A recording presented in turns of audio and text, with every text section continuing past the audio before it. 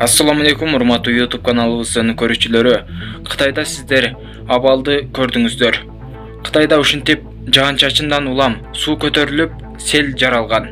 Анын кесепетинен унаалар агып, жолдо кыйроолор болду.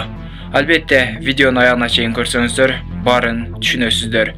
Видеого лайк басып, жана каналыбыздагы эң туура жазылуучуларыбыздын катарына кошулуп, подписаться деген кнопканы баскандан кийин жандагы коңгуроочону сөзсүз басып күйгүзүп коюңуздар. Кытайда нөшөрлөгөн жамгырдан улам сел жүрдү. Кытайдын Хэнан провинциясында нөшөрлөп жааган жамгырдан улам 8000 адам эвакуацияланды.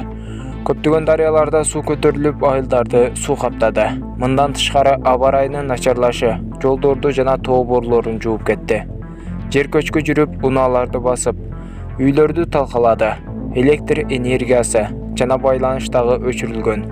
Жалпысынан 15 айлык кыйроодон жабыркап, эң жабыркаган региондордун 8000ге жакын тургундары эвакуацияланган.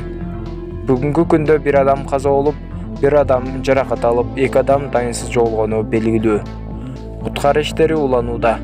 Кытайдын түштүк батышында жер көчкү түштү. Окуя Сычуан провинциясындагы Яан шаарындагы курулушта болгон. Бул тууралуу Кытайдын борбордук телеканалы билдирди.